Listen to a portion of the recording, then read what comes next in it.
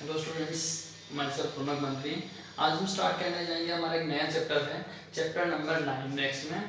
तो chapter number 9 देखते हैं, area of parallelogram and triangles. ठीक है ना। पैरेललोग्राम और ट्राइंगल्स के जो एरियाज होते हैं आपस में किस तरीके से संबंधित होते हैं और वो इनका जो एक्चुअल फॉर्मूला होता है वो क्या होता है, उनको देखने जा रहे हैं। तो देखें chapter number 9, area of triangle and parallelogram।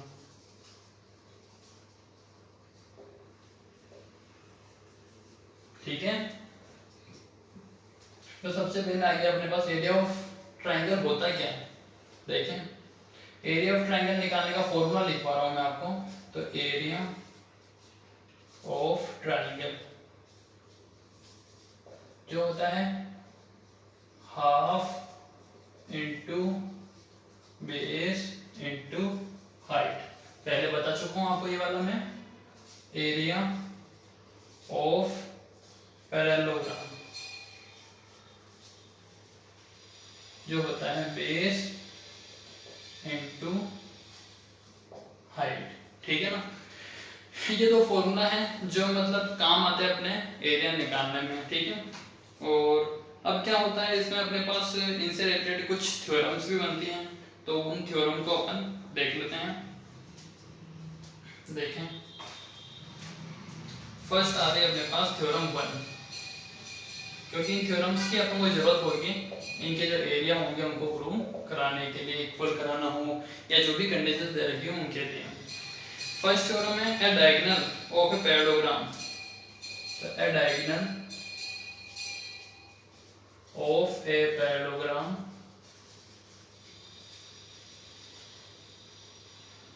divides it into two triangles of equal area। ठीक है। हाँ, तो अब इसको बात आती है समझने की। देखिए सबसे पहले इसमें ये थ्योरम बताना क्या चाह रही है वो आपको मैं समझा दूं। जैसे ABCD अगर अपने पास पैरेललोग्राम है, तो अगर अपन ने ऐसी डायगोनल ड्रॉ कर रखा है तो इसका जो डायगोनल होता है वो इस पूरे पैरेललोग्राम को दो पार्ट में डिवाइड करता है, यानी कि area of ABC and area of ACD इन दो पार्ट में डिवाइड कर दिया। और ये दोनों के एरिया होते कैसे हैं, इक्वल। दोनों के एरिया कैसे होंगे, बिल्कुल इक्वल होंगे। इस तरीके से ये अपन कर सकते हैं। जैसे ए डायगोनल ऑफ पैरेललोग्राम, डायगोनल जो है हमारे पास पैरेललोग्राम का, वो क्या कर रहा है, इस पैरेललोग्राम को दो ट्राइंगल में डिवाइड कर रहा है जिनका एरिया क्या है, इक्वल। ठीक है। इसके बाद आ रही है अपने पास next theorem, theorem number 2।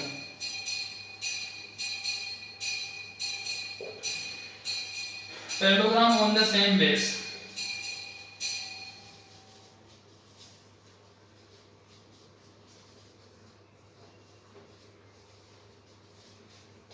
Parallelogram on the same base and between the same parallels, same parallel लिखा हुआ है मतलब सेम पैरेलल लाइन ही यहाँ पे, same parallels are equal in area.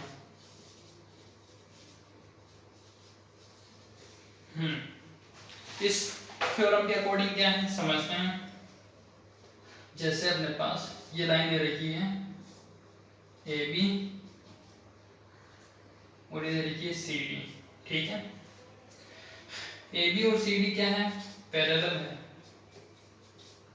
मतलब ये वाली लाइन और ये वाली लाइन कैसी है, पैरेलल। तो इस थ्योरम से क्या होगा, अगर एक ही बेस AB पे एक पैरेललोग्राम बन रहा है ABCX और इसी तरीके से यहाँ पे बन रहा है अपने पास इसी बेस पे दूसरा वाला पैरेललोग्राम जो बन रहा है DABY, इनका एरिया कैसा होगा, इक्वल। क्योंकि ये सेम पैरेलल लाइन, दो पैरेलल लाइन है उनके बीच में और सेम बेस पे है, एंड सेम बेस क्या हो गया हमारे पास ए बी, एक ही लाइन के ऊपर बन रहे हैं ना, तो area of A B Y D equal होगा area of A B C X. ठीक है, इन दोनों के एरिया क्या होंगे आपस में इक्वल होंगे। ये थ्योरम ये चीज बताना चाह रही है। इसके बाद आ रहे हैं अपने पास, देखें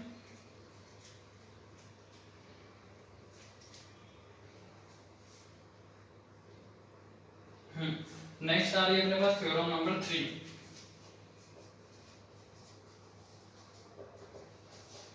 थ्योरम 3 है हमारे पास, the area of trapezium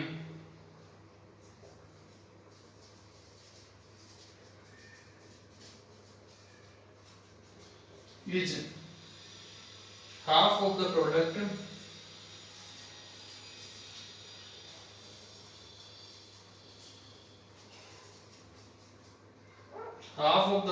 of its height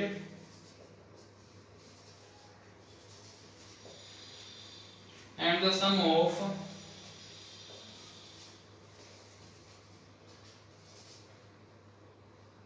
the length of its parallel lines।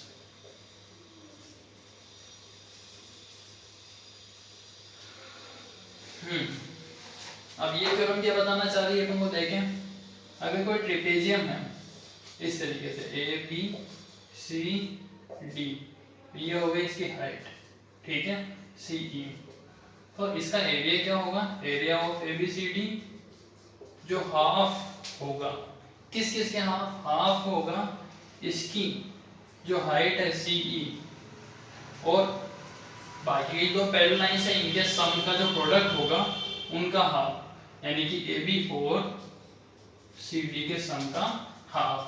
ठीक है, तो ये थ्योरम हमें ये चीज बता रही है। तो इस तरीके से हमारे पास ये थ्योरम्स, तो थ्योरम नंबर 3 तक हमने कंप्लीट करी है। इसके बाद आ रहा है अपने पास क्वेश्चन नंबर 1, 9.1 अपन इसे स्टार्ट कर देते हैं। देखिए क्वेश्चन नंबर 1 क्या दे रखा है हमें, एबीसीडी इज पैरेललोग्राम, ये है एबीसीडी पैरेललोग्राम जिसमें एक बार तो हाइट है इधर और एक बार हाइट है इस तरफ। ठीक है,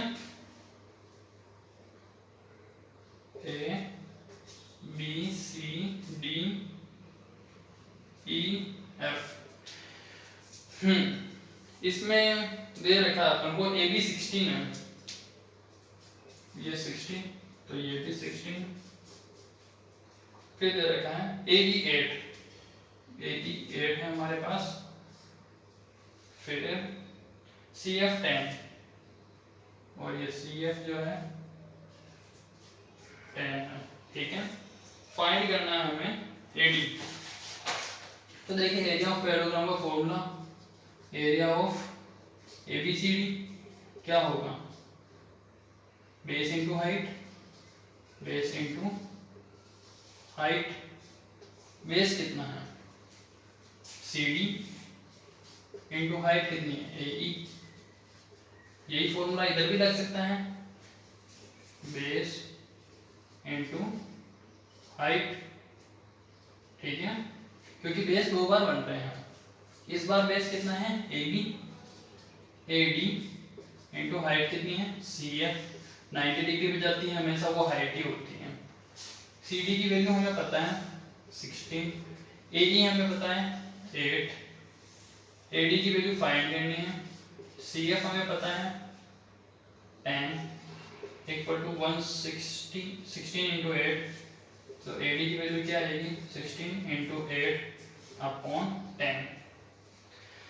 हाँ, तो मल्टीप्लाई करके इसको सोल्व करना है जिससे हमारे पास इसके आंसर आ जाएंगे। तो ये क्वेश्चन आप लोग कंप्लीट करें। बाकी के जो क्वेश्चंस हैं हम नेक्स्ट क्लास में स्टार्ट करेंगे, यहाँ तक हमने स्टार्ट कर दिए हैं, तो बाकी क्वेश्चन आप थोड़ा ट्राई करें, अगर आपको आ जाए तो अच्छी बात है, नहीं आता हूँ नेक्स्ट क्लास में डिस्कस करेंगे। एक बार जो थ्योरम्स हैं उनको अच्छी तरीके से पढ़ लें, क्योंकि इन थ्योरम्स का ही हम यूज करेंगे क्वेश्चन को सोल्व करने के लिए। ठीक है।